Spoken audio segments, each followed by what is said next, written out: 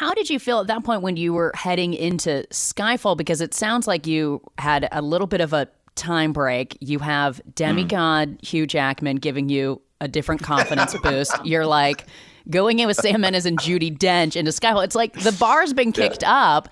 Did you go in with like a little bit of a weirder confidence into Skyfall? I think so. I think a kind of more that I deserve to be there. The story is Hugh had a party, and I was there, and probably a little drunk. I'm not saying either way. And Sam Mendes turned up, who I hadn't seen since Road to Perdition, really.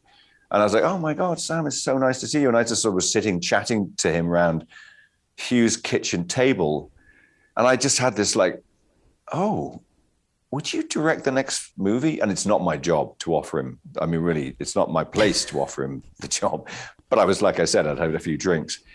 And he kind of went silent. And I went, "Oh, maybe not." And then he went, "Yes." And I went, "Okay." And so I think I texted Barbara that night and went to bed thinking I'm going to get screamed at. The following, "We can't offer this to people." Anyway, she was over the moon. So that's how Sam ended up directing it.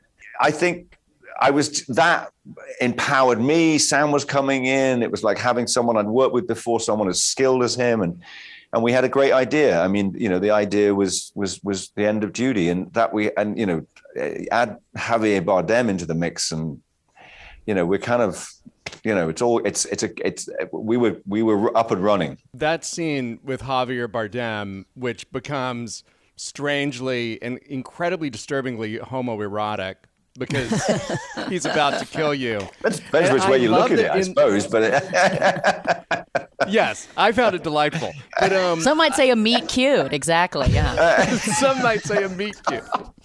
But I remember Barbara saying that was almost cut. Like there was pressure to actually take that out. I think the studio was one of your finest moments. Yeah, I just they were nervous. That's their job, but it was two adults, having a conversation. It's like, and it's what's a Bond villain and Bond supposed to do? They're supposed to challenge each other, and that was a challenging moment. I think again, Javier, what a dream.